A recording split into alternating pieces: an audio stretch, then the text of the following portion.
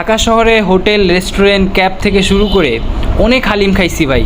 But বিশ্বাস করেন, রাজু মামার যেই খাসির হালিম বানায়, অনেক টেস্ট, অনেক মশালা, এক কথায় বলতে গেলে ভাই অসাধারণ। রাজু মামার এখন দুইটা হালিমের দোকান, একটা হচ্ছে তার যেটা প্রথম দোকান, যেটার থেকে তার ব্যবসা শুরু, সেই দোকানে তার এখন ছেলে বসে। আর যেটা এখন নতুন দোকান দিছে, সেটাতে এখন সে নিজে বসে।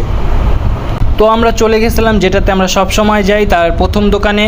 সো ওই দোকানে যেয়ে তারপর আমরা হালিম নেই।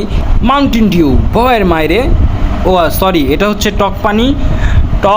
টক পানি তো থাকবে, টক পানির সাথে থাকছে আবার একটা করে লেবু।